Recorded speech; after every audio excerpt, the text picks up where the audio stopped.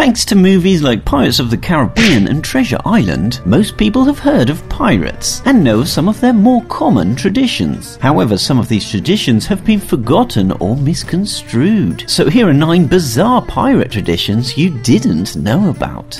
Know before you go! Number 1. The eyepatch. The pirate's eyepatch is part of every pirate costume out there, but wasn't actually that common. Although some pirates and sailors wore eye patches, it was because they had damaged or lost an eye in battle. The popular theory that pirates wore an eye patch to always have one eye accustomed to the dark is, although plausible, completely undocumented and thoroughly based on supposition. Number 2. Pirate earrings. Pirates wore earrings for a variety of different reasons. As souvenirs to commemorate crossings, some believed that the precious metals would cure eyesight problems and prevent seasickness. Others stuck lumps of wax to them to use as earplugs when the cannons started firing. But all of them knew that if they died on board the ship or washed up on a beach, the earrings would pay for their burial. Some pirates even engraved the name of their home port on the earrings so that people would know where to bury them. Number 3. Bearded secret. Many think that a pirate's business was robbery, but pirates really dealt in fear. A scared crew is easy to control and a scared victim is easier to rob. Edward Thatch was an English pirate better known by the scarier name of Blackbeard. Edward created this fearsome persona, dressed in black with knee-length boots, always carrying a sling over his shoulders with 3 pairs of guns, and he'd weave hemp into his hair and beard and light it so it would slowly burn, releasing smoke from under his wide black hat. Number 4. Buried treasure. Another common misconception is that pirates buried their treasure. The only pirate to be known to have actually buried treasure was William Kidd, and he did this in an attempt to use his knowledge of its location as a bargaining chip. The truth is that the majority of things that pirates stole weren't treasure. They were furs, food, alcohol, and weapons. Any jewels or jewelry plundered were usually sold off and the money spent. Number 5.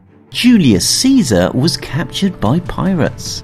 In 75 BC, a group of Sicilian pirates captured the then nobleman Julius Caesar and demanded a ransom of 20 talents. Caesar laughed at them and said he was worth more. He sent his entourage out to bring back 50 talents and then waited with his captors for 38 days. During his captivity, Caesar addressed the pirates as if he was their commander, teaching them, bossing them around, and even telling them to be quiet when he wished to sleep. When they ignored him, he threatened to crucify them all. After his release, Caesar returned with a naval force to the same island where he was held captive, arrested all the pirates, and true to his word, had them crucified. Number 6. The Skull and Crossbones.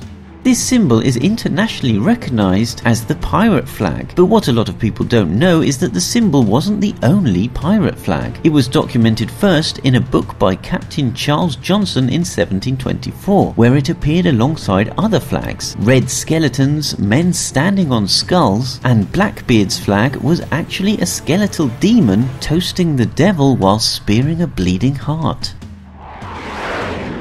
Number 7. The most feared flag. The Jolly Roger flag, the Skull and Crossbones, may be the most well-known pirate flag, but it wasn't the most feared. A pirate ship would normally display a friendly flag to be able to approach another ship. Once close enough, they would raise the pirate flag, hoping to scare their prey into surrender without a fight. However, should the pirate ship show the red flag, which meant no quarter given, no mercy, no life would be spared. Upon seeing this flag, many a crew member would throw themselves overboard, preferring to brave the sea rather than the pirates. Number 8. Same-sex marriage. With so many men on a boat for so long, homosexual relationships were not uncommon, although they weren't a requirement for 2 men to get married. Matelotage was a form of same-sex marriage, a formal union between 2 men who would fight together, care for and protect each other, and share their property and possessions. And in some cases, when one of the pirates also had a wife, their spouse. Number 9. Piratesses. There weren't any rules impeding women from becoming pirates, but many ships denied them access for fear that the crew members would argue and fight. So many women disguised themselves as men to be able to form part of the crew. Perhaps the most famous were Anne Bonny and Mary Read. In 1720, the two women sailed together with Anne Bonny's lover, John Calico Jack Rackham, on the pirate ship named Revenge, and discovered that Mary, who had been calling herself Mark Read, was a woman, and they became friends. Unfortunately, Calico Jack thought the two had become lovers, so Mary was forced to show him that she was in fact a woman. Which one of these pirate traditions hadn't you heard of? Comment below and give us a like and subscribe if you're feeling generous.